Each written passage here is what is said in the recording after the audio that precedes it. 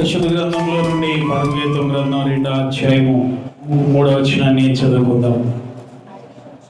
పరమగీతం గ్రంథము 2వ అధ్యాయము 3వ వచనాన్ని చదువుతున్నారు, జాగ్రత్త విందాం. అడవి వృక్షములలో జల్దరు వృక్షం ఎట్లున్నదో వృక్షులలో నా ప్రియుడు అట్లున్నాడు. ఆనందభరితునై నేను అతని నీడను కూర్చుంటిని, అతని ఫలము నా జీవకు మధురము. చాలు. దేవుని బిడ్డలారా, ఈ పరమగీతానికి చక్కని పేరు ఉంది. ఏంటి ఆ పేరు అంటే పరలోక గీతం. పరలోక గీతం ఇది సొలొమోనుకి అలాగే షోలమితికి మధ్య జరుగుతున్నటువంటి సంభాషణలు ఈ పరమగీతంలో రాయబడి ఉన్నాయి. సొలొమోను ఏమో యేసు ప్రభువారికి సాదృశ్యంగా ఉన్నాడు, షోలమితి ఏమో సంఘానికి సాదృశ్యంగా ఉంది. సో సంఘం అంటే మనమే. దేవుని బిడ్డలారా, ఈ పరమగీతం గ్రంథంలో వర్ణనలు కనబడతాయి. ప్రియుడైనటువంటి సొలొమోను తన ప్రియురాలైన షోలమితిని రకరకాలుగా వర్ణిస్తాడు. ఇదిగో నీ కన్నులు గొవ్వ కన్నులు అంటాడు. సో ఆమె గురించి ఇంకా కొన్ని వర్ణనలు ఉన్నాయి. 4వ అధ్యాయంలో ఉంటాయి వర్ణనలు. షోలమితిని వర్ణిస్తూ అక్కడ కొన్ని మాటలు చెప్తాడు. ఇంకో చోట నీవు తాళ వృక్షము లాంటిదాను అంటాడు. ఇలా కొన్ని వర్ణనలు ఉంటాయి. అలాగే షోలమితి కూడా తన ప్రియుడైన సొలొమోనుని వర్ణిస్తుంది. నీవు ఇలా ఉంటావు, అలా ఉంటావు అని చక్కగా వర్ణిస్తుంది అనమాట. సో ఆ వర్ణనలలో ఒక వర్ణన ఇప్పుడు మనం చదివేం ఏంటంటే, తన ప్రియుడు ఎలా ఉంటాడు అంటే, అడవి వృక్షములలో జల్దరు వృక్షం ఎట్లున్నదో పురుషులలో నా ప్రియుడు అలా ఉన్నాడు అని అంటా ఉంది. దేవుని బిడ్డలారా, జల్దరు వృక్షం అంటే ఏంటి? అది ఎలా ఉంటుంది? యేసు ప్రభువారిని దాంతో ఎందుకు షోలమితి పోలుస్తుంది? మన యేసు ప్రభువారు ఎలాంటి వాడు అనేవి ఈ భాగంలో మనము నేర్చుకోబోతున్నాం. జల్దరు వృక్షము అని అందరూ అనండి. Very good. జల్దరు వృక్షం అంటే ఏంటి అంటే యాపిల్ ట్రీ అని చెప్పారు పండితులు. ఈ పరమగీతం గ్రంథంలో వర్ణించబడిన ఈ లక్షణాలన్నీ ఏ చెట్టుకు ఉన్నాయని వాళ్ళు చూసినప్పుడు, చరిత్రకాలు చూసినప్పుడు యాపిల్ ట్రీకి మాత్రమే ఈ లక్షణాలు ఉన్నాయి కాబట్టి ఇది ఖచ్చితంగా యాపిల్ ట్రీ అని చెప్పి పిల్లరా వాళ్ళు చెప్పినట్లుగా మనం చూస్తాం. దేవుని బిడ్డలారా, యేసు ప్రభు వారిని ఈ షోలమితి జల్దరు వృక్షం లాంటి వాడు అని పోలుస్తుంది. జల్దరు వృక్షం ఎలా ఉంటుందో యేసయ్య కూడా అలాంటి వాడు అని చక్కని పోలిక ఇస్తుంది. దేవుని సంగమా, ఈ రోజున మనం ఆరాధించే యేసయ్య జల్దరు వృక్షము లాంటి వాడు. జల్దరు వృక్షం వంటి లక్షణాలు ఆయన కలిగినటువంటి వాడుగా మనము చూస్తూ ఉన్నాం.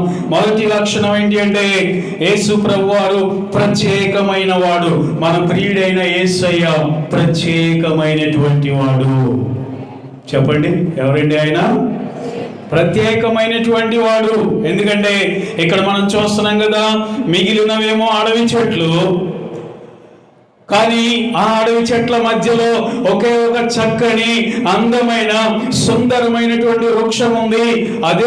అదే జల్దరు వృక్షము. ఈ అడవి చెట్ల వంటిది కాదు. ఇది అడవి చెట్లతో ఇది సమమైనది కాదు. ఇది ఒక ప్రత్యేకమైనది. దీని యొక్క లక్షణాలు వేరు. ఇది చూపులకు చక్కనిది, వాటి వంటిది కాదు అని షోలమితి వర్ణిస్తుందంటే దాని అర్థం ఏంటంటే మన యేసయ్య ప్రత్యేకమైనటువంటి వాడు. ఈ అడవి వృక్షముల మధ్యలో, అడవి వృక్షములు అనగా పిల్లరా, ఈ లోకంలో ఉన్నటువంటి మనుషులందరి మధ్యలో, పురుషులందరి మధ్యలో యేసయ్య ప్రత్యేకమైనటువంటి వాడు. ఈ లోకము అడవి వంటిది అని బైబిల్ చెప్తుంది. ఎవరు అడవిగా చేశారు అంటే, యెషయా గ్రంథము 14వ అధ్యాయము 16వ వచనములో కొన్ని మాటలు మనం చూస్తాం. నిన్ను చూచువారు నిన్ను నిదానించి చూచుచు ఇట్లు తలపోయిదురు. భూమిని కంపింపజేసి రాజ్యములను వణికించిన వాడు ఇతడేనా? లోకమును అడవిగా చేసి పట్టణములను పాడు చేసిన వాడు ఇతడేనా? తాను చెరపట్టిన వారిని తమ నివాస స్థలములకు పోనీయని వాడు ఇతడేనా? దేవుని బిడ్డలారా, ఎవరు ఇతడేనా? ఇతడేనా అంటే ఎవరు? ఆ పైన మనం చూస్తాం తేజో నక్షత్రం అనగా లూసిఫర్, సాతాను ఈ లోకాన్ని అడవిగా చేసేసాడు. ఈ లోకం అంతకుముందు ఎంతో సుందరంగా ఉండేదంటే, ఏదేను తోట వలె ఉండేదంట. దేవుని బిడ్డలారా, రమ్యమైనదిగా ఉండేదంటే ఈ లోకం. అలాంటి చక్కని లోకాన్ని, అలాంటి రమ్యమైనటువంటి లోకాన్ని అడవిగా చేసేసాడు సాతాను. దేవుని సృష్టిని కూడా పాడు చేశాడు సాతాను. దేవుని సృష్టినే కాదు, దేవుని సృష్టి అయిన మానవులను కూడా పాడు చేసేసాడు సాతాను. తమ నివాసములకు పోనీయకుండా ఆపేస్తున్నాడంట. మన నివాసము పరలోకమే. హల్లెలూయా చెప్పండి, మన నివాసం ఏది? మన నివాసములకు పోనీయకుండా సాతాను ఏం చేస్తున్నాడంట? ఆపేస్తున్నాడంట. వాడు మనల్ని ఆపడం కాదు, సాతానుని మనము జయించుదము గాక. కాబట్టి ఈ అడవి వృక్షములలో జల్దరు వృక్షం ఎలా ఉందో, అడవిలో అనేక వృక్షాలు ఉన్నాయి. అలాగే పిల్లగా ఈ లోకంలో అనేక మంది పురుషులు ఉన్నారు, అనేక మంది పుణ్య పురుషులు ఉన్నారు, అనేక మంది యుగ పురుషులు ఉన్నారు, అనేక మంది శగ పురుషులు ఉన్నారు, రకరకాల స్వామీజీలు ఉన్నారు, రకరకాల బాబాలు ఉన్నారు. పిల్లరా, రకరకాలుగా దేవుళ్ళు అనబడిన వారు ఉన్నారు, దేవతలు అనబడిన ఉన్నాయి. వాటన్నిటిలో కల్లా యేసయ్య ప్రత్యేకమైన వాడు. ఎంత గొప్ప దేవుణ్ణి మనం ఆరాధిస్తాం. అలాంటి వాడు కాదు ఆయన, వారి లాంటి వాడు కాదు. ఈ లోకంలో ఉన్న పురుషులు, యోధులు, వీరులు ఎంతో మంది ఉన్నారు. ప్రపంచాన్ని జయించిన వాళ్ళు కూడా ఉన్నారు. మన యేసయ్యకు సాటి అయిన వారు ఎవరు లేరు. ఆయన ప్రత్యేకమైనటువంటి వాడు, మన ప్రభు. సంగమా, ఈ రోజున మనము కూడా ప్రత్యేకమైన వాడుగా ఉండాలి. మన ప్రియుడైన యేసయ్య ప్రత్యేకమైన వాడు గనుక ఈ లోకంలో బ్రతుకుతున్న మనం, ప్రియురాలైన సంఘం ప్రత్యేకమైన వారుగా ఉండాలి. ఎలా ప్రత్యేకమైన వాడు యేసు ప్రభు అంటే హెబ్రీ పత్రికలో మనకి చక్కగా ఆయన గురించి చెప్పబడుతుంది. హెబ్రీ పత్రిక 7వ అధ్యాయము 26వ వచనాన్ని చదువుదాం. పవిత్రుడును, నిర్దోషియు, నిష్కల్మషుడును, పాపులలో చేరక ప్రత్యేకముగా ఉన్నవాడు ఆయన, మనందరికీ సరిపోయినటువంటి వాడు. యేసయ్య ఎలా ప్రత్యేకమైన వాడు అంటే ప్రియులారా, ఆయనకు చక్కని టైటిల్స్ ఉన్నాయి. పరిశుద్ధుడు.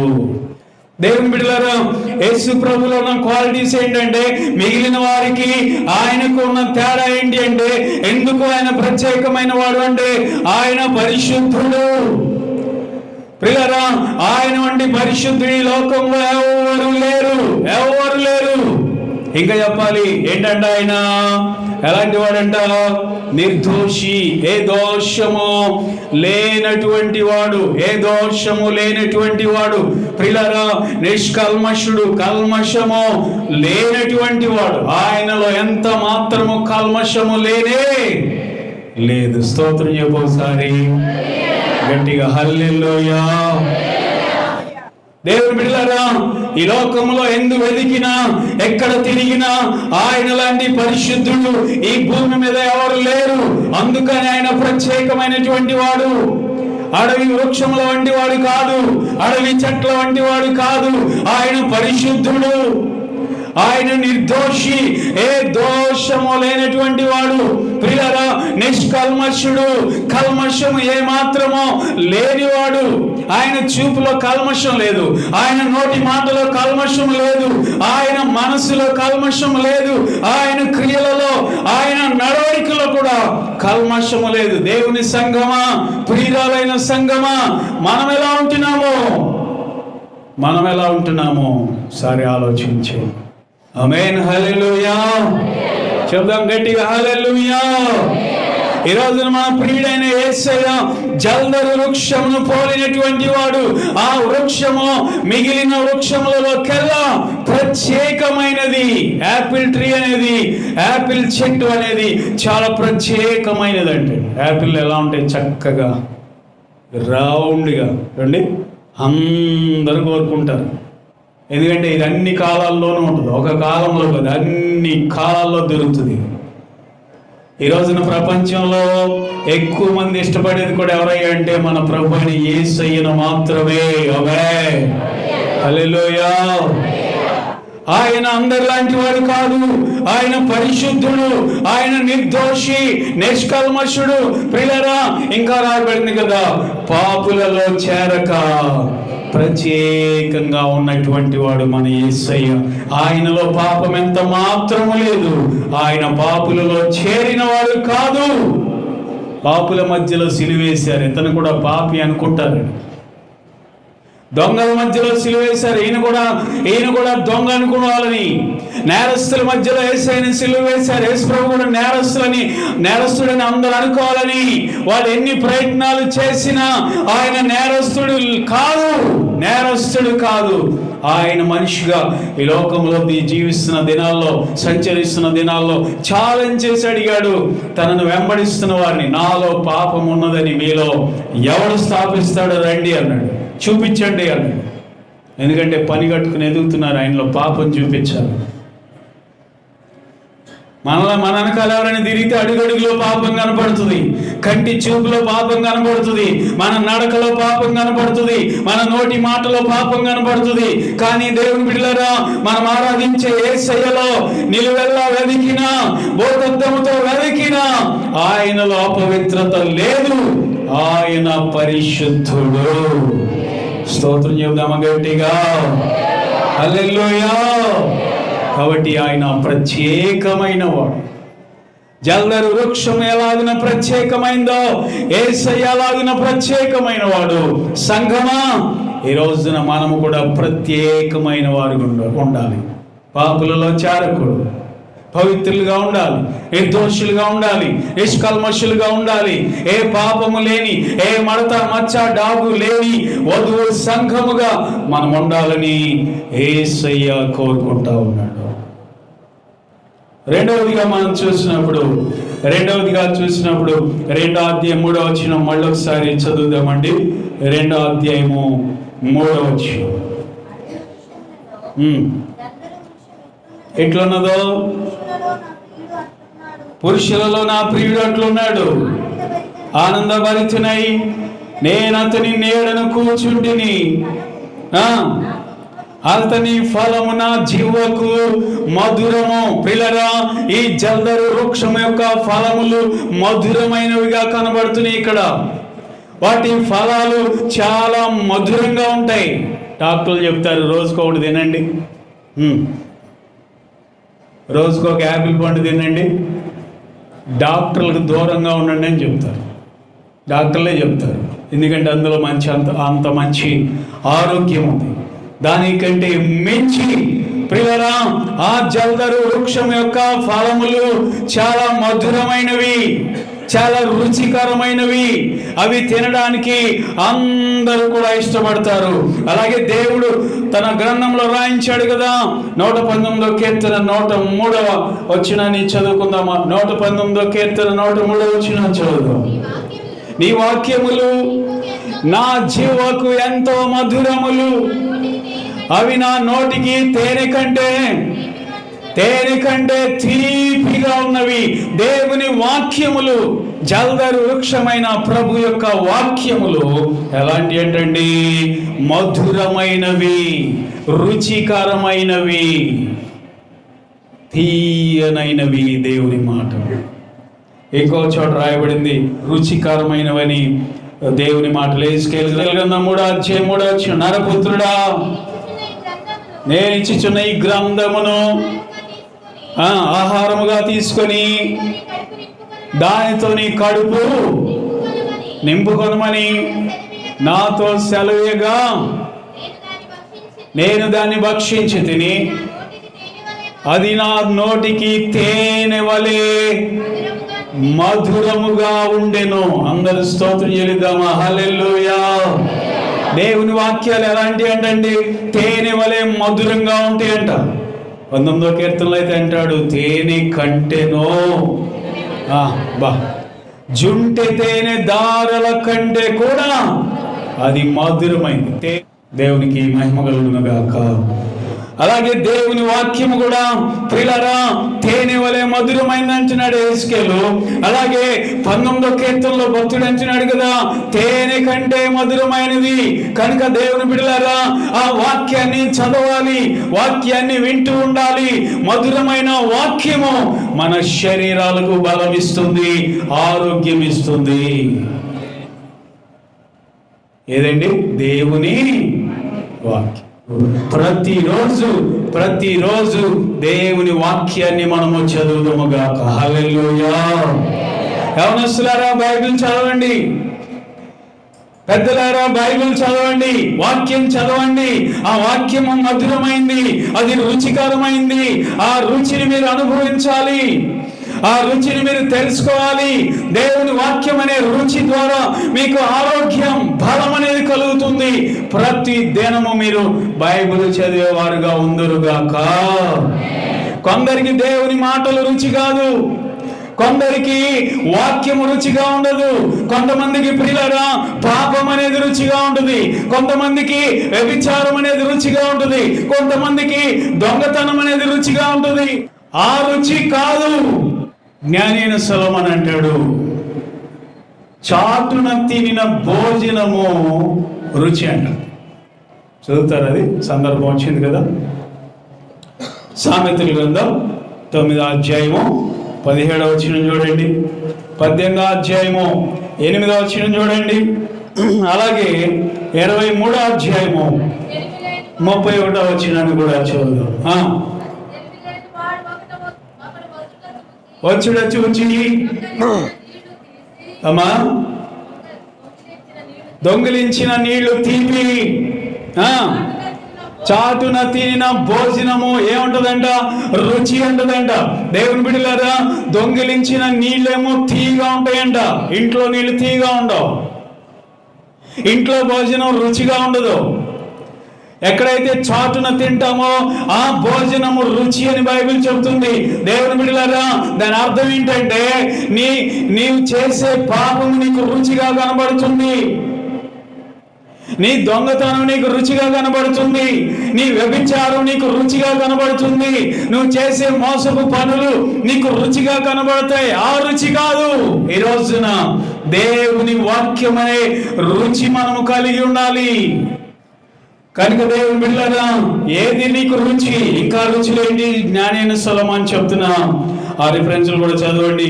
సామెతల గ్రంథం 18వ అధ్యాయం 18వ వచనం, 23వ అధ్యాయము 31వ వచనం.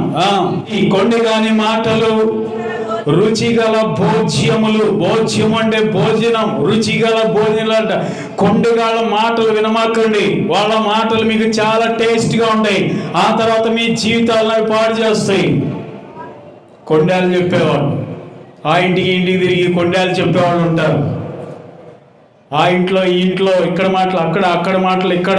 దేవుని బిడ్డలారా వీళ్ళు కొండాలు చెప్పుకొని తినడం వలన కొండగాల మాటలు చాలా రుచిగా ఉంటాయి, కానీ అవి మీకు ప్రమాదము. జాగ్రత్త.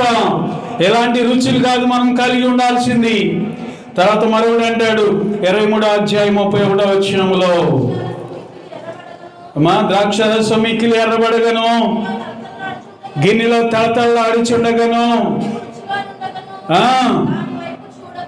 అది రుచిగా ఉండగను, దాని వైపు చూడకము. ఇంకోటి ఏదంట రుచి? ఈ రోజుల్లో మనుషులు అలవాటు పడుతున్న రుచి అదే సారాయి, గంజాయి, రకరకాలైనటువంటి మత్తు పదార్థాలు. దేవుని బిడ్డలారా ఎలాంటి వాటికి అలవాటు పడి ఆ రుచులకు అలవాటు పడుతున్నారు. దేవుని వాక్యం అంటుంది అది కాదు. ఇదిగో దేవుని వాక్యము, జల్లరు వృక్షమైన యేసయ్య వాక్యములు మనకు ఎంతో రుచికరమైనవి. అందరూ స్తోత్రం చెల్లిద్దామా? గట్టిగా హల్లెలూయా. సోదరులారా మీలో ఇంకెవరైనా రహస్యంగా ఈ రుచులుంటే వదిలేసేది. చర్చిలో బాగానే ఉంటున్నారు, మంచిదే. కానీ బయట కూడా యథార్థంగా ఉండండి, బయట కూడా నీతిగా ఉండండి, మీ పరిశుద్ధతను కాపాడుకోండి. దేవుని బిడ్డలారా, వాక్యం చదవండి. వాక్యం ఎంతో మధురమైంది, వాక్యం ఎంతో రుచి కలిగింది. ఆ వాక్యము మధురమైన మాటలు మనం వినటం ద్వారా మనకెంతో ఆరోగ్యము. కనుక దేవుని బిడ్డలారా, ఈ జల్దరు వృక్షం యొక్క ఫలములు ఎంతో రుచికరమైనవి. అందరి స్తోత్రం చెల్లిద్దామా? ఈరోజు నేను ఇక్కడ నిలబడ్డానండి, ఈ వాక్యమే నన్ను నిలబెట్టింది. చిన్నప్పటి నుంచి దేవుని వాక్యాలు చదివేవాడిని, సండే స్కూల్కి వెళ్ళేవాడిని, యవనస్తుల మీటింగ్లకి వెళ్ళేవాడిని. దేవుని బిడ్డలారా, ఎంతో మంది దైవజనులు మా ఊరు వచ్చి వాక్యం చెప్తా ఉంటే ఆ వాక్యాలన్నీ వినేవాడిని. ఆ వాక్యాలు ఎంతో మధురమైనవి. ఆ మధురమైన మాటలే నా హృదయంలో దేవుడు పెట్టాడు. ఈరోజు నిలబడటానికి కారణం ఏంటో తెలుసా? నా చేతిలో ఉన్న బైబిల్. రేడియోలో కూడా ఫస్ట్ క్రిస్టియన్ పాట వచ్చింది రేడియోలో చాలా క్రితం, దేవుని గ్రంథాన్ని గురించి, బైబిల్ గ్రంథం గురించి. బైబిల్ ఎంత మధురమైంది. కనుక పిల్లరా, అది మనము చదివేవారుగా ఉండాలని దేవుడు కోరుకుంటున్నాడు. మూడవదిగా చూద్దామా, జల్దరు వృక్షముల గురించి బైబిల్ చెప్తున్న మూడవ విషయం ఏంటి అంటే, పరమగీతం గ్రంథము 7వ అధ్యాయము 8వ వచనాన్ని కూడా మనం చదువుకుందాం. తాళ వృక్షం ఎక్కుంది అనుకోండిని, దాని శాఖలను పట్టుకుందని అనుకోండిని, ద్రాక్ష గలల వలె ఉన్నవి. నీ శ్వాస వాసన జల్దరు వృక్ష సువాసన. మరొకసారి, నీ శ్వాస వాసన జల్దరు ఫల సువాసన వలె ఉంది. నీ శ్వాస వాసన షోలమితిని అంటున్నాడు. ఇదిగో నీ సువాసన ఎలా ఉందంటే జల్దరు వృక్షం యొక్క సువాసన వలె ఉంది షోలమితి అంటున్నాడు. ప్రియులారా, మూడవదిగా ఈ జల్దరు వృక్షము సువాసన కలిగినది, మంచి వాసన కలిగినది. దాని ఫలములు సువాసన కలిగినవి, సువాసన కలిగినవి. సంగమా, ఈ రోజున మనం కూడా మంచి సువాసన కలిగిన వారం ఉందుముగాక. చెప్దాం హల్లెలూయా. గట్టిగా చెప్పండి, చేతులెత్తి హల్లెలూయా.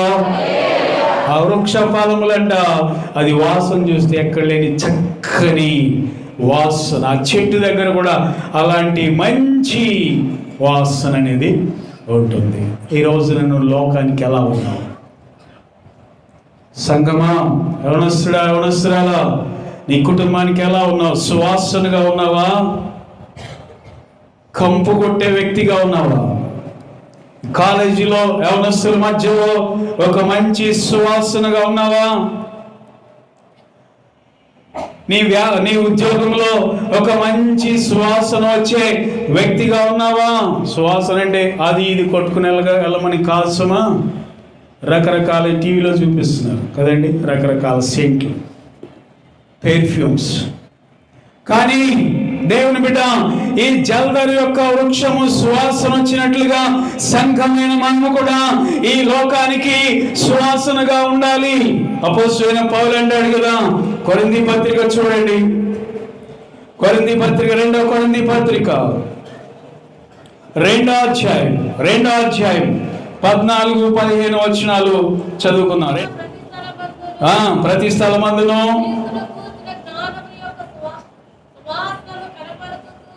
క్రీస్తును గూర్చిన జ్ఞానం యొక్క సువాసనను కనబరచుచు ఆయన యందు మమ్మల్ని ఎల్లప్పుడూ విజయోత్సవముతో ఊరేగించుచున్న దేవునికి స్తోత్రం. తర్వాత వచనంలో ఏమంటున్నాడు అది కూడా చదువు. రక్షించబడి వారి పట్లను, నశించు వారి పట్లను మేము దేవుని యొక్క సువాసన ఉన్నాము. దేవుని సువాసన ఉన్నాం మేము. పౌలు అంటున్నాడు ఈ మాట. ఓ కొరింథీ విశ్వాసులారా, మేము ఈ లోకానికి సువాసన ఉన్నాం, మీరు కూడా సువాసనగా ఉండండి. ఎందుకంటే సంఘంలో కొన్ని కంపు కొట్టే కార్యాలు జరుగుతున్నాయి. దుర్వాసన వచ్చే కార్యాలు జరుగుతున్నాయి, పాప సంబంధమైన కార్యాలు సంఘంలో జరుగుతున్నాయి. కొరింథీయులారా, మీరు అలా ఉండవద్దు. మేము ఈ లోకానికి సువాసన ఉన్నాం. అపొస్తలుడైన పౌలు ఒకప్పుడు ఎలా ఉండేవాడండి? ఆయన అంటాడు, నేను పూర్వము దోషకుడను, హింసకుడను, హానికారుడను. పౌలు గారు సౌలుగా ఉన్నప్పుడు కూడా ఆయన దగ్గరికి ఎవరు వెళ్ళేవాళ్ళు కాదు, భయపడేవాడు, చీ అనుకునేవాడు. ఎలాంటి బ్రతుక ఈ బ్రతుకు అని ప్రియులారా, అందరూ కూడా ఆయన్ని అసహించుకునేవాడు, ఈ లోకానికి దుర్వాసనగా ఉండేవాడు. అలాంటి పౌలు జీవితాన్ని మన యేసయ్య అద్భుతంగా మార్చివేశాడు. ప్రియులారా, దమస్కు గేటు దగ్గర పౌలు గారిని దేవుడు దర్శించాడు. గుర్రం మీద ఉన్నటువంటి ఆ వ్యక్తి దేవుని వెలుగు వచ్చి ఆయన మీద పడగానే ఏమయ్యాడండి? కింద పడ్డాడు. కళ్ళ నుండి పొరలు రాలిపోయినాయి. ఆ రోజు నుండి తన జీవితం మారిపోయింది, తన బ్రతుకు మారిపోయింది, ప్రవర్తన మారిపోయింది, నడవడిక మారిపోయింది. హింసించేవాడుగా లేడు, ప్రేమించేవాడుగా ఉన్నాడు, దూషించేవాడుగా లేడు, అందరినీ కూడా రక్షణ మార్గంలోకి ప్రకటించేవాడుగా ఉన్నాడు. అంతకుముందేమో పౌలు ఇక్కడ నుండి మా గ్రామం నుండి ఎటైనా వెళ్ళిపోతే బాగుండు అనుకునేవాళ్ళు. ఇప్పుడేమో పౌలు గారు మా గ్రామంలోకి వస్తే బాగుండు అన్నట్టుగా ఉంటున్నారు. యవనస్తులారా, అలాంటి కుమారుడు మాకుంటే ఎంత బాగుండేది అని తల్లిదండ్రులు మిమ్మల్ని గురించి బాధపడుతున్నారు. వారిలాంటి కుమార్తె మాకుంటే ఎంత బాగుండేది అని యవనస్తులైన ఆడపిల్లలు మిమ్మల్ని గురించి తల్లిదండ్రులు బాధపడుతున్నారేమో. కుటుంబానికి మీరు ఒక పరిమళ వాసనగా ఉండండి. దేవునికి స్తోత్రం కలుగును గాక. ఒక చెట్టు మీద ఉండే పుష్పాలు ఎలా సువాసనగా ఉంటాయో, యవనస్తులు, ఒక మంచి ప్రవర్తన కలిగిన యవనస్తులు ఇంట్లో అలాంటి మంచి సువాసనగా ఉంటారు. చదువుకునే పిల్లలు, మాట వినే పిల్లలు, లోబడే పిల్లలు, జ్ఞానం కలిగిన పిల్లలు ఆ ఇంటి వారికి సువాసనిచ్చేవారు ఉంటారు. భర్తలారా, మీ భార్యలకి మంచి సువాసనగా ఉండండి. భార్యలారా, మీ భర్తలకి మీరు మంచి సువాసనగా ఉండండి. అసహించుకునే విధంగా ఉండమాకండి. మీ క్రియలు, మీ ప్రవర్తన, మీ నడవడిక, మీ మాటలు వారికి సువాసనకరంగా ఉండాలి. ఏడిపించేదిగా ఉండకూడదు, ఏడిపించేవారుగా ఉండకూడదు. ఉదాహరణ చెప్తాను మీకు. అమెరికాలోని డెట్రాయిట్ ప్రాంతంలో దేవుని బిడ్డలారా, చార్లెస్ ఫినీ గారని ఒక గొప్ప దైవజనుడు గ్రౌండ్లో వాక్యం చెప్పాడంట. పాపాన్ని విడిచిపెట్టాలి, మారు మనసు పొందాలి, చెడుతనాన్ని వదిలేయాలి. యేసు రక్తము ప్రతి పాపము నుండి మిమ్మలను పరిశుద్ధులుగా చేస్తుంది. మీరెంత ఘోర పాపులైనా ఆయన రక్తం మిమ్మల్ని కడుగుతుంది, మిమ్మల్ని మంచివారిగా చేస్తుంది, చెడుతనం నుండి విడిపిస్తుంది అని ఆత్మవేశుడై బోధించి దిగిపోయిన తర్వాత ఒక ఆయన వచ్చాడు. ఆ దైవజనుడి పేరేం చెప్పాను గుర్తుందా? చార్లెస్ ఫిన్నీ. దిగాడు. ఒక ఆయన వచ్చాడు, ఫాస్ట్గా చేయబట్టుకుని గబగబా లాక్కెళ్ళిపోతున్నాడు. చార్లెస్ ఫిన్నీ గారి చేయబట్టుకుని గబగబా లోపల లాక్కెళ్ళిపోతున్నాడు. ఒక గదిలోకి తీసుకెళ్ళిపోయాడు. ఒక్కడే తీసుకెళ్ళిపోతున్నాడు. ఎంతో భయపడిపోతున్నాడు ఈ ఫాస్ట్గా. ఏంటి అలా లాక్కొస్తున్నాడు, ఏం జరగబోతుందని భయపడిపోతుండే ఒక గదిలో తీసుకెళ్ళి తాళం వేసాడు. తాళం వేసేసి, ఇప్పుడు చెప్పండి, మీ యేసు ప్రభు ఎవరినైనా క్షమిస్తాడా? క్షమిస్తాడు. ఎంత ఘోర పాపినైనా క్షమిస్తాడా? క్షమిస్తాడు. అయితే నన్ను క్షమిస్తాడా? మీరు అలాంటి పాపాలు చేశారో నాకు తెలియదు, కానీ మీరు ఒప్పుకుంటే నా దేవుడు తప్పకుండా క్షమిస్తాడు. ఒప్పుకోవడమే కాదు, ఒప్పుకొని విడిచిపెడితే యేసు ప్రభు ఖచ్చితంగా క్షమిస్తాడని చెప్పి అన్నప్పుడు ప్రియులారా, ఇంకా ఆయన చెప్పడం మొదలుపెట్టాడు. అయ్యా దైవజనుడా, నేను చేసే పాపాలన్నీ ఇన్ని కాదు. ఇగో ఇక్కడ నాకు 2 బిల్డింగ్లు ఉన్నాయి, పక్కనే గ్రౌండ్ పక్కనే 2 బిల్డింగ్లు ఉన్నాయి. ఒక బిల్డింగ్లో బార్ పెట్టాను, మద్యం వెచ్చలవిడిగా తాగుతారు చాలామంది వచ్చి నా బార్కి వచ్చి. ఎంతోమంది తాగి రోడ్ల మీద పడిపోయే వాళ్ళు ఉన్నారు, తాగి భార్యల్ని హింసించే వాళ్ళు ఉన్నారు, తాగి చచ్చిపోయే వాళ్ళు ఉన్నారు. నేను పెట్టిన ఈ బార్ వలన ఎంతోమంది ఆడవాళ్ళు విధవరాళ్ళు అయిపోయారు. నేను పెట్టిన ఈ బార్ వలన ఎంతోమంది పిల్లలు తండ్రి లేని అనాథలు అయిపోయారు. అంతేకాదు మరొక బిల్డింగ్ ఉందండి పక్కన. ఆ బిల్డింగ్లో క్యాసినో అనేటటువంటి జోదశాల నడుపుతున్నాను. క్యాసినో అంటే రకరకాల జోదాల ఆటల పోటీలు అందులో జరుగుతాయి. ఆ క్యాసినోకి వచ్చి చాలా మంది డబ్బు నష్టపరుచుకొని దివాళా తీసిన వాళ్ళు ఉన్నారు. చాలా నష్టపోయిన వాళ్ళు ఉన్నారు. ఆస్తులన్నీ కూడా అమ్ముకున్న వాళ్ళు ఉన్నారు. వాళ్ళ ఇల్లు వాకిళ్ళు కూడా అమ్మేసుకున్న వాళ్ళు ఉన్నారయ్యా. దీనంతటి కారణం నేనే. ఎంతోమంది జీవితాలు పాడైపోయినాయి. దానికి కారణం నేనే. డబ్బు మీద ఆశతో ఇదంతా నేను చేస్తున్నానయ్యా. అది చూస్తుంటే నాకే అసహ్యం వేస్తుంది. అంతేనా? నేను ఇంటికి వెళ్తే నా భార్య అలాగే నాకున్న ఒకే ఒక్క కూతురు గజ గజ గజ గజ వణికిపోతారు నన్ను చూసి. ఎందుకంటే రాత్రి నేను వెళ్ళేసరికి 12 అవుతుంది, 1 గంట అవుతుంది, 2 అవుతుంది. నా కోసం వాళ్ళు భోజనం చేయకుండా అలాగే ఉంటారు. భయం. నేను ఇంటికి వెళ్తున్నానంటే నా కుమార్తె గడగడ గడగడ వణిగిపోతుంది. నా భార్య భయపడిపోతూ ఉంటుంది. ఎన్నోసార్లు ఆమెను కొట్టాను. ఆమె శరీరం మీద ఎన్నో గాయాలు ఉన్నాయి. ఇప్పటికీ చాలా భయంకరంగా హింసించాను. నా కుటుంబంలో నెమ్మది లేదు, శాంతి లేదు. నా భార్య కుమార్తె కూడా చనిపోవడానికి ఎన్నోసార్లు ప్రయత్నం చేశారు నన్ను బట్టి. చెబుతున్నాడు, ఏడుస్తూ చెబుతున్నాడు దేవుని వాక్యం వినగానే. అప్పుడు దైవజనుడు అన్నాడు, సోదరుడా, ఈ పరిస్థితి నాకు అర్థమైంది. నువ్వు చేస్తున్న ఈ చెడుతనం వల్ల ఎన్నో కుటుంబాలు నాశనం అయిపోతాయి. కానీ వాటిని ఒప్పుకొని విడిచిపెడితే నా దేవుడు నిన్ను ఖచ్చితంగా క్షమిస్తాడు అని చెప్పేసరికి ఏడవడం మొదలు పెట్టాడు. ఆ గదిలోనే ఆయన కాళ్ళ మీద పడి, దైవజనుడు కాళ్ళ మీద పడి ఏడవడం మొదలు పెట్టాడు. బోర్న ఏడ్చేస్తూ ఉన్నాడు. దేవుని బిడ్డలారా, కన్నీళ్ళు ఆగట్లేదు. ఆయన కోసం ప్రార్థన చేశాడు. సోదరుడు ఆ ఇంటికి వెళ్ళయ్యా అని చెప్పినప్పుడు ఇంటికి వెళ్ళాడు.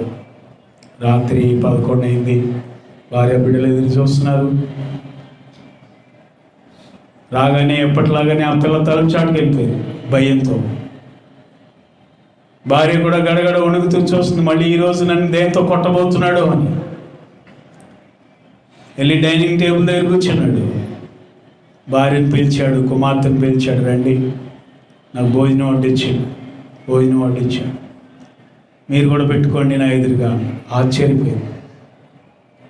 ఎదురుగా పెట్టుకోమంటున్నాడు ఏంట్రా బాబు, మళ్ళీ ప్లేట్ పెట్టి కొడతాడా ఏంటి, తినే పళ్ళెం పెట్టి కొడతాడేంటి. భయంగా ఇద్దరు కూర్చుంటున్నారు. భయపడొద్దు అని భుజం మీద చేయేశాడు. నేను మారిపోయాను. కుమార్తె కూడా విచిత్రంగా చూస్తుంది. రోజు వచ్చే డాడీ ఏంటి ఎలా ఉన్నాడు, ఎలా మారిపోయాడేంటి అని ఆశ్చర్యంగా చూస్తుంది. బిడ్డని దగ్గర తీసుకున్నాడు, ఒళ్ళోకి తీసుకున్నాడు, అన్నం తినిపిస్తున్నాడు. ఈ రోజు నుండి మిమ్మల్ని నేను ఏ మాట అననమ్మా, ఇంకా మిమ్మల్ని నేను బాధ పెట్టను. యేసయ్య నాతో మాట్లాడాడు, ఒక దైవజనుడి ద్వారా నాతో మాట్లాడాడు. ఈ రోజు నుండి నేను అన్నీ విడిచిపెట్టేస్తున్నాను. ఈ మాటలు చెప్తా ఉంటే ఆ భార్య కళ్ళల్లో, ఆ చిన్నపిల్ల 10 సంవత్సరాల పిల్ల కళ్ళల్లో నుండి నీళ్ళు వస్తున్నాయి. ఇద్దరు కూడా లేచి గట్టిగా ఆయన కౌగిలించుకున్నారు. వాళ్ళు ఏడుస్తున్నారు, ఈయన ఏడుస్తున్నాడు. వాళ్ళు ఏడుస్తున్నారు, ఈయన ఏడుస్తున్నాడు. దేవుని బిడ్డలారా, ఆ ఇంట్లో అదో రకమైన చక్కని అద్భుతమైన వాతావరణం అక్కడ కనబడుతుంది. అయిపోయింది. తెల్లారు లేచాడు. ఒకవేళ తాగొచ్చి ఇలా చేసాడేమో అనుకుంటుంది భార్య, తాగిన మైకంలో ఇలా చేసాడేమో అనుకుంటుంది పాప కుమార్తె. పొద్దునే లేచి ఎప్పటిలాగానే టైం ప్రకారంగా బయలుదేరి వెళ్ళాడు. ప్రియరా, ఆ బిల్డింగ్ షట్టర్ మూసేశాడు. నో మోర్ బార్ బోర్డు పెట్టేశాడు. క్యాసినో ఆటలు ఆడించే ఆ బిల్డింగ్ షట్టర్ మూసేశాడు. No more casino. ఇక ఎటువంటి బార్ ఇక్కడ ఉండదు, ఎలాంటి క్యాసినో ఆటలు ఇక్కడ ఉండవు అని చెప్పి బోర్డు పెట్టేశాడు. ఏమైంది అంటే ఆ కింద ఒక మాట రాశాడు, ఐ ఫాలో జీసస్. అందరూ ఆశ్చర్యపోయారు. ఆ వీధిలో ఆశ్చర్యపోయారు. దేవుని బిడ్డలారా, ఆ యొక్క పట్టణంలో ఉన్న వాళ్ళందరూ ఆశ్చర్యపోయారు. ఆ వ్యక్తి మారాడంట, ఆ వ్యక్తి మారిపోయాడంట, యేసు ప్రభువుని నమ్ముకున్నాడంట, తన జీవితాన్ని మార్చివేసుకున్నాడని ఆ ప్రజలందరూ కూడా ఆయన గురించి ఎంతో సంతోషంగా చెప్పుకోవడం ప్రారంభించారు. అందరు చప్పట్లు కూడా దేవుని స్తుతిద్దామా. హల్లెలూయా. ఎంత కఠినమైన వ్యక్తి మారిపోయాడు. దేవుని బిడ్డలారా, ఇంతకు ముందు దుర్వాసనగా ఉండేవాడు. ఆయన చేసే పనులు అందరికీ అసహ్యం, ఇంట్లో వాళ్ళకు కూడా అసహ్యం, కన్న బిడ్డకు కూడా అసహ్యము. కానీ ఎప్పుడైతే సువాసన కలిగిన ఈ వాక్యం అతనిని మార్చిందో, ఇప్పుడు ఆ బిడ్డలు నా తండ్రి ఎప్పుడు వస్తాడా, తన భర్త కోసం ఎదురు చూస్తున్న నా భర్త ఎప్పుడు వస్తాడా ఇంటికి, అంతకుముందేమో అప్పుడే వస్తున్నాడా, ఏం చేస్తాడో అని ఎదురు చూసేవాళ్ళు. ఇప్పుడైతే పిల్లగా ఆయన ఎంతో ప్రేమిస్తాడు. సువాసన లేని బ్రతుకులకు సువాసన ఇచ్చేదే ఈ జల్దరు వృక్షము. హల్లెలూయా. చెప్దామా హల్లెలూయా. దేవుని బిడ్డలారా, ఈరోజు నీ జీవితం అలాంటి సువాసన భరితంగా ఉండాలని దేవుడు కోరుకోవచ్చు. ఎంతకాలం భార్యని ఏడిపిస్తావు? ఎంతకాలం భర్తని చండాలమైన మాటలు మాట్లాడుతావు? ఎంతకాలం నీ పిల్లలను బూతులు పెడతావు? ఎంతకాలం నీ ఇరుగు పొరుగు వారితో గొడవలు పెట్టుకుంటావు? ఎంతకాలమో ఒక గయ్యాలి వలె ఉంటావు? ఎంతకాలము బ్రతుకు మారని స్థితిలో ఉంటావు? మన దేవుడు సువాసన అయి ఉన్నాడు, మనము కూడా సువాసన అయి ఉండాలి. అందుకే అక్కడ రాయబడింది కదా ఎఫెసీ పత్రికలో, మనము పరిమళ వాసనగా ఉండాలి. ఏ వాసన? ఎఫెసీ పత్రిక 5వ అధ్యాయం. క్రీస్తు మిమ్ములను ప్రేమించి పరిమళ వాసనగా ఉండుటకు తను తాను దేవునికి అర్పణగాను బలిగాను అర్పించుకొని. దేవునికి స్తోత్రం కలుగునగాక. చెప్దామా హల్లెలూయా. ఎలా ఉండాలని మనము? పరిమళ, చెప్పండి, పరిమళ వాసన. మన జీవితం, మన దుస్తులు కాదు, మన శరీరం కాదు పరిమళ వాసన వచ్చేది. మన జీవితం, మన ప్రవర్తన, మన నడవడిక పరిమళ వాసనగా ఉండాలి. దేవుని బిడ్డలారా, మళ్ళీ 2వ అధ్యాయంలోకి వద్దాం. పరమగీతం గ్రంథం 2వ అధ్యాయంలో 3వ వచనం మళ్ళీ ఒకసారి చదువుదామా. అడవి వృక్షములలో జల్దరు వృక్షం ఎట్లున్నదో పురుషులలో నా ప్రియుడు అట్లున్నాడు. ఆనందభరితునై నేను అతని నీడను కూర్చుంటిని. నీడ అనగా విశ్రాంతి, నీడ అనగా విశ్రాంతి. జల్దరు వృక్షము ప్రియులారా విశ్రాంతినిచ్చేది. మన ప్రభు అయిన యేసయ్య ఈ రోజున అందరికీ విశ్రాంతినిస్తున్నాడు. అందుకే ఆయన పిలుస్తున్నాడు కదా, ప్రయాసపడి భారమును మోస్తున్న సమస్త జనులారా నా యొద్దకు రండి, నేను మీకు విశ్రాంతిని. కలవరం ఇచ్చే దేవుడు కాదు, గలిబిలి ఇచ్చే దేవుడు కాదు. పిల్లరా, మన కుటుంబంలో ఆయన నెమ్మదినిస్తాడు, శాంతినిస్తాడు, సమాధానం ఇస్తాడు, కుటుంబంలో ఐక్యతనిస్తాడు. ఆయన యొద్దకు మనం వచ్చినప్పుడు మన కుటుంబమే ఒక చిన్న పరలోకంలాగా ఉంటుంది. అంత గొప్ప విశ్రాంతి యేసయ్య మనకి ఇచ్చే దేవుడే. రకరకాల భారములతో ప్రజలు ఉన్నారు ఈ రోజున. కరువు అనే భారం, అనారోగ్యం అనే భారం, పిల్లరా ఇంకా సమస్యలు, రకరకాల సమస్యలు అనే భారం, ఉద్యోగం అనే భారం, కుటుంబం అనే భారం, రకరకాలైనటువంటి భారంలో ఉన్న వారికి ఈరోజు విశ్రాంతి ఇచ్చేది ఎవరంటే యేసుక్రీస్తు వారు మాత్రమే. ఏ మనుషుల్ని మనము ఆశ్రయించకూడదు, ఏ నీడకు మనం వెళ్ళకూడదు, ఎవరి నీడలో ఉండకూడదు. దేవునికి స్తోత్రం. హల్లెలూయా. చివరిగా ఇది కూడా చూడండి, కీర్తన గ్రంథం 91వ కీర్తనలో ఏముంది? మహోన్నతుని చాటున నివసించువాడే సర్వశక్తుని నీడను విశ్రమించువాడు. ఈ జల్దరు వృక్షపు నీడలో విశ్రాంతి ఉంది. దేవుని బిడ్డలారా, ఆయన నీడలో భద్రత ఉంది, ఆయన నీడలో విజయం ఉంది, ఆయన నీడలో నెమ్మది ఉంది, ఆయన నీడలో ప్రశాంతత ఉంది. ఏ మనుషుల్ని ఆశ్రయించొద్దు. బైబిల్ అంటుంది, రాజులను నమ్ముకొనుట కంటే యెహోవాను ఆశ్రయించటమే. మనుషులను నమ్ముకొనుట కంటే మనుషులు రమ్మంటారు, ఏదో సహాయం చేస్తా అంటారు, దేవుని బిడ్డలారా చేసినట్టుగా నటిస్తారు. ఆ తర్వాత నీ జీవితాన్ని వాళ్ళు పాడు చేయడానికి కోరుకుంటారు. మన యేసయ్య అలా కాదు. ఈరోజు అనేకులకి ఆయన విశ్రాంతినిస్తున్నాడు. దేవుని బిడ్డలారా, ఆయన నమ్ముకున్న వారి జీవితంలో గొప్ప నెమ్మదిని ప్రభు అనుగ్రహిస్తున్నాడు. కనుక మనము, మన కుటుంబాలు, మన పిల్లలు ఆయన నీడలో మనం బ్రతికిపోదాం. యేసయ్య నీడలో మనం ఉందాం. దేవుని బిడ్డలారా, కీర్తనలు ఇంకా చాలా ఆశీర్వాదాలు ఉన్నాయి. ఆయన నీడలో ఉంటే అలాంటి ఆశీర్వాదాలు చాలా వచనాలు అక్కడ రాయబడింది. కాబట్టి మనం అందరం కూడా ఈ జల్దరు వృక్షమైన యేసయ్య నీడలో ఉందమో గాక. ఈ నీడల నుండి బయటకు వెళ్ళకండి. ప్రభువుని విడిచిపెట్టమాకండి. ప్రియులారా, సహవాసం విడిచిపెట్టమాకండి. సంఘాన్ని విడిచిపెట్టమాకండి. ఈ సంఘములో నిలిచి ఉండండి, సహవాసంలో నిలిచి ఉండండి. దేవుడు మీకు ఇంకనో అధికమైన విశ్రాంతిని అనుగ్రహించును గాక.